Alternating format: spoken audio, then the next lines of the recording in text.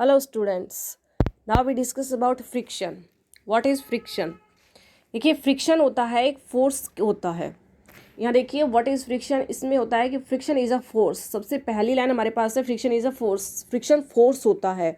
Force means पिछले lecture में हमने पढ़ा था फोर्स क्या होता है, किसी भी ऑब्जेक्ट को पुश करना या पुल करना या फिर अपनी तरफ उसको खींचना या उसको धक्का देना दूर अपने से, उस चीज़ को हम फोर्स कहते हैं। अब play when two surface come in contact. Friction के लिए सबसे ज़्यादा ज़रूरी क्या होता है, दो सरफेस का आपस में कांटेक्ट में आना। जब तक दो सरफेस कांटेक्ट में नहीं आएगी फ्रिक्शन फोर्स है वो काम नहीं करेगा। द फ्रिक्शनल फोर्स और the force of friction act in the opposite direction of the motion. अब देखिए कोई भी है, ये इस जैसे कि ये अलमीरा है, इसको ये बॉय है, ये पुश कर रहा है इस डायरेक्शन में, यानी कि फोर्स इसके ऊपर किस डायरेक्शन में लग रहा है, ये इसके फोर्स की डायरेक्शन है और इसके मोशन की डायरेक्शन भी इसी साइड है। देखिए मोशन की डायरेक्शन भी वही होती है जो हमारी फोर्स की डायरेक्शन होती है, लेकिन जो फोर्स ऑफ फ्रिक्शन है वो इन दोनों की डायरेक्शन के ऑपोजिट इस साइड में काम करेगा।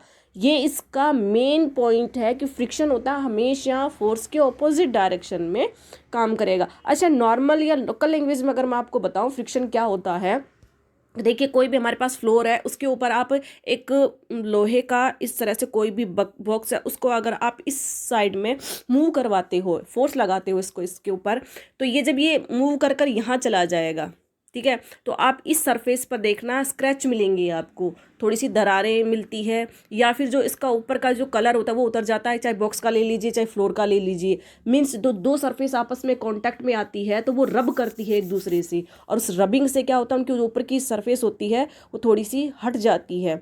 इसको हम हिंदी में घर्षण भी बोलते हैं फ्रिक्शन को।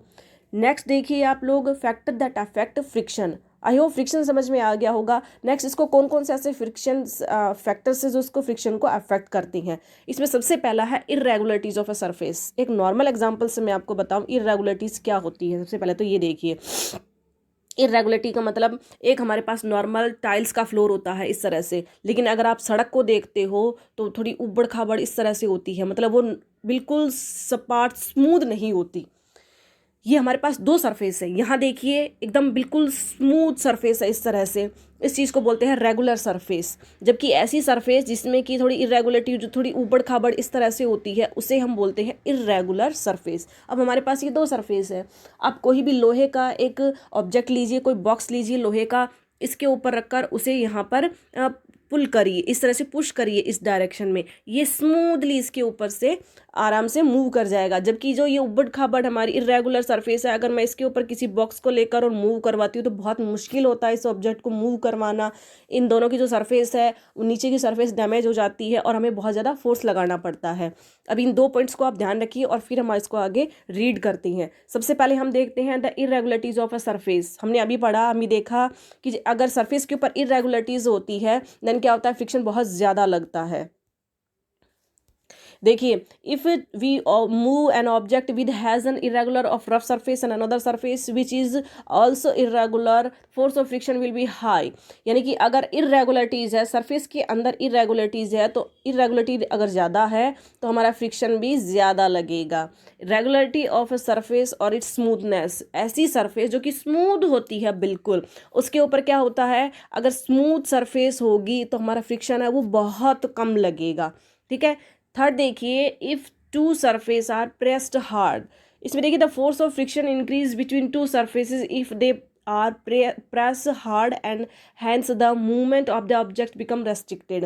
यानी कि अगर उनके ऊपर बहुत ज़्यादा उसको प्रेस कर दिया जाए उन दोनों सरफेस को, तब भी उनके अंदर मूवमेंट नहीं हो पाती। देखिए दो सरफेस है मेरे पास, एक ये बॉक्स है, इसके ऊपर दूसरे बॉक्स को मैं और इस तरह से इन दोनों को प्रेस कर दिया जाए, प्रेस करने के बाद अगर इनको फोर्स लगाएंगे तो बहुत मुश्किल होता है इन दोनों चीज़ों को आगे मूव करवाना, यानी कि फ्रिक्शन है वो बहुत ज़्यादा हो जाएगा यहाँ पर और मूवमेंट है वो आसानी से नहीं हो पाएगी।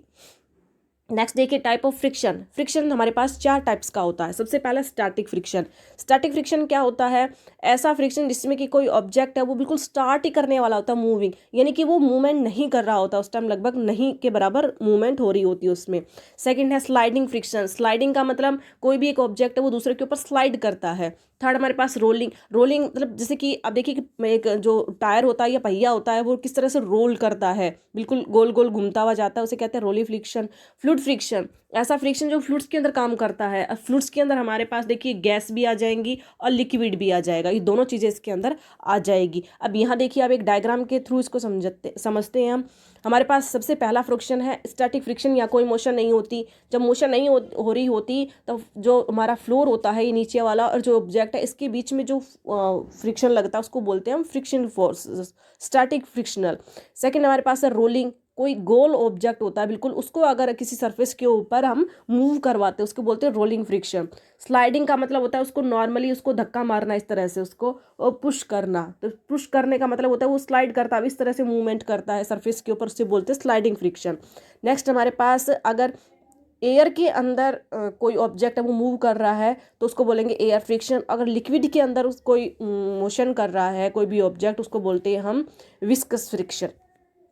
अब इसमें देखिए सबसे ज़्यादा फ्रिक्शनल फोर्स है वो कौन सा होता है, तो जो सबसे ज़्यादा फ्रिक्शनल होता है ये लगता है हमारे पास, ये देखिए सबसे पहला लगेगा स्टैटिक फ्रिक्शन के ऊपर सबसे ज़्यादा लगता है, फिर उसके बाद हमारे पास लगेगा स्लाइडिंग फ्रिक्शन में। सबसे कम फ्रिक्शन होता है वो रोलिंग फ्रिक्शन के अंदर लगता है। अब नेक्स्ट हम रीड करते हैं एडवांटेज। फ्रिक्शन के बारे में हमने पढ़ा, हम पढ़ेंगे इसके एडवांटेज, यानी कि हमारी डेली लाइफ में फ्रिक्शन हमारे किस काम आता है। तो सबसे पहला पॉइंट आप देखिए, it allow us to walk on the earth surface.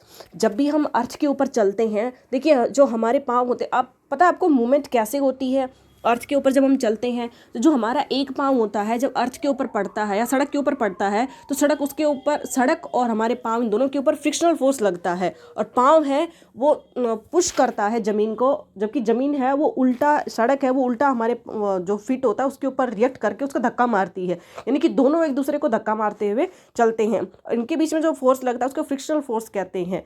Second देखिए, allow us to write with a pen और on a surface of a paper. जब तक फ्रिक्शन काम नहीं करेगा पेन के ऊपर, पेपर के ऊपर पेन से नहीं लिखा जा सकता, यानी कि पेन और पेपर इन दोनों के बीच में भी फ्रिक्शनल फोर्स लगता है। थर्ड देखिए, it allow us to fix a nail in the wall. Wall के अंदर कील को लगाने में ये काम आता है। A moving object would never be able to come in the state of rest. कोई भी मूव करती हुई चीज़ है वो तब तक रेस्ट में नहीं आएगी, ये जो चीज़ मूव कर रही है ये तब तक रेस्ट में नहीं आएगी, यानी कि स्पीड तब तक नहीं रुकेगी जब तक फ्रिक्शनल फोर्स काम नहीं करता। आप इसको किसी भी वे में समझ लीजिए। देखिए बस है वो एक नॉर्मल सरफेस के ऊपर चल रही है, सड़क के ऊपर चल रही है, वो जब तक नहीं रुकेगी तब तक कि उसके ऊपर ब्रेक नहीं लगाया जाए। ब्रेक का मतलब हमने फ्रिक्शन बढ़ा दिया, टायर को वहीं रोक दिया। रोका कैसे? फ्रिक्शनल फोर्स के द्वारा उसको रोक दिया गया। नेक्स्ट देखिए, इसमें कोई भी चीज़ है, it would not be possible to drive any automobiles on the road. किसी भी सड़क के ऊपर हम किसी भी व्हीकल को तब तक नहीं चला सकते जब तक फ्रिक्शनल फोर्स नहीं लगेगा। फ्रिक्शनल फोर्स हमारी अर्थ के ऊपर या सड़क के ऊपर ऑटोमोबाइल्स की या हमारी जो पकड़ है वो बनाता है। हम स्लिप नहीं हो पाते, और स्लिप नहीं होंगे तो हम आसानी से मूव कर पाएंगे, वॉक कर पाएंगे। लेकिन अगर हम फ्रिक्शन को हटा दें, यानी कि सरफेस बहुत ज़्यादा स्मूथ हो जाए, तो हमारा चलना बहुत मुश्किल हो जाएगा। नेक्स्ट देखिए, इसके अंदर ये बताए हुए फ्रिक्शन के काम, स्ट्राइकिंग या मैस्टिक। जब तक फ्रिक्शन नहीं होगा एक मैस्टिक और मैच बॉक्स के बीच में, तब तक ये नहीं जलेगी।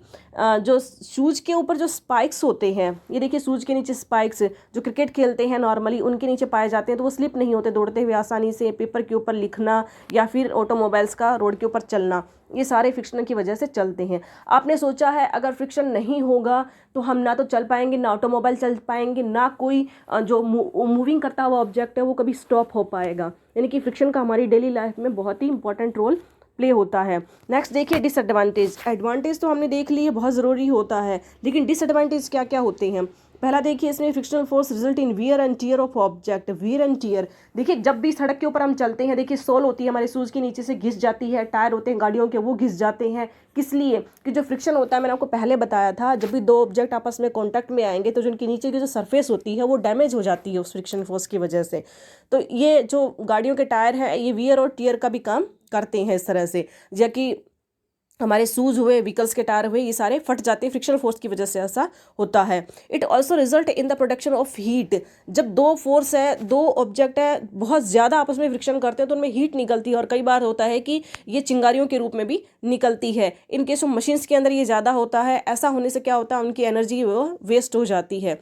The friction force also lead to a decrease in the speed of moving object. कोई भी मूव करता हुआ ऑब्जेक्ट होता है उसकी स्पीड को कम कर देती है। अब देखिए, एक तो आपके पास स्मूथ फ्लोर है, उसके ऊपर आप कोई ऑटोमोबाइल चला रहे हो इस तरह से बिल्कुल स्मूथली, लेकिन एक रफ सरफेस है, टूटी फूटी सड़क, उसके ऊपर आप गाड़ी चलाइए, स्पीड अपने आप कम हो जाएगी। तो यहाँ हमारे पास क्या था, फ्रिक्शन नहीं था, यहाँ हमारे पास फ्रिक्शन बहुत ज़्यादा लग रहा था, इसलिए स्पीड डिक्रीज हो गई। तो जो फ्रिक्शन फोर्स होता है वो नॉर्मली क्या करता है, स्पीड को डिक्रीज कर देता है।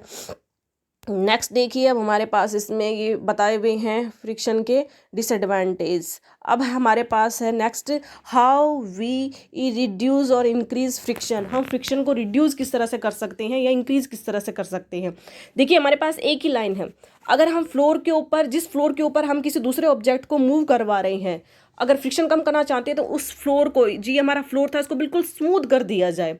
अगर इरेगुलर होगा तो उसमें फ्रिक्शन फोर्स ज़्यादा लगेगा, लेकिन अगर स्मूथ फ्लोर होगा तो क्या होगा, फ्रिक्शन बहुत कम लगेगा। अब सीधी सी बात है, इस चीज़ को हमें बिल्कुल स्मूथ करना है तो इसको बिल्कुल स्मूथ कर दीजिए। मशीनरी की बात लें हम लोग तो उसमें ऑयल या ग्रीसिंग हो सकती है, फ्लोर की बात लें तो उसके अंदर पॉलिशिंग हो सकती है। इस तरह से हम फ्रिक्शन को रिड्यूस कर सकते हैं। लेकिन अगर इंक्रीज करना हो, जैसे कि शूज़ है उसके नीचे स्पाइक्स लगा लीजिए, टायर देखिए आप, टायर के ऊपर थोड़े थोड़े ग्रूव्स लगे हुए होते हैं। अब टायर, अपनी गाड़ी के, बाइक के, साइकिल के टायर को देखिए, उसके ऊपर प्लास्टिक के जो टायर होता है थोड़ा थोड़ा ग्रूव्स लगे हुए होते हैं उसके अंदर, वो फ्रिक्शन को इंक्रीज करने के लिए होता है, ताकि आप जब भी अपने ऑटोमोबाइल चलाएं, साइकिल चलाएं तो वो स्लिप नहीं हो, वो स्लिप होने से आपको बचाता है।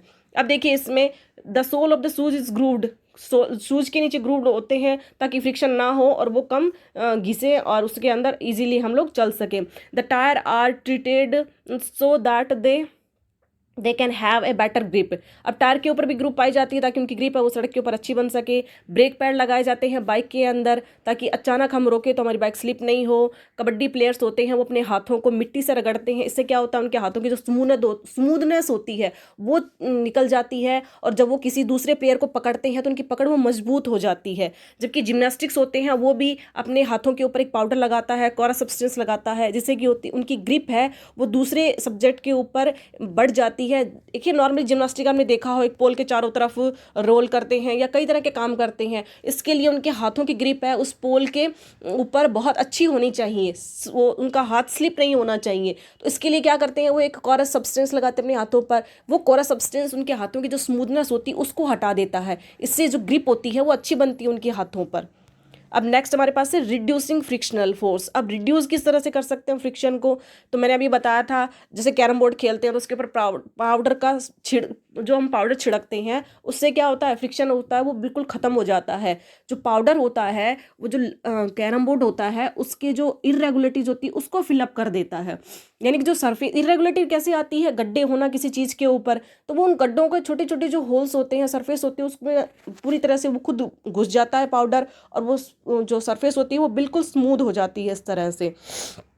नेक्स्ट हमारे पास देखिए, ग्रीस यूज़ की जाती है बाइसिकल में या अदर मोटर बाइक्स के अंदर। किस लिए, ये क्या करता है, जो मशीनरी होती है आपस में जो फ्रिक्शन होता है मशीन्स के अंदर, इसके अंदर देखिए ग्रीसिंग की जाती है ताकि जो मशीन्स के अंदर बीच में फ्रिक्शन होने वाला होता है वो कम हो जाता है। दो मशीनरी दो पार्ट्स के बीच में अगर हम ग्रीसिंग कर देते हैं तो ये ऑयल होता है, ये विस्कस होता है बिल्कुल, और ये स्मूथ बना देता है उन मशीन्स को।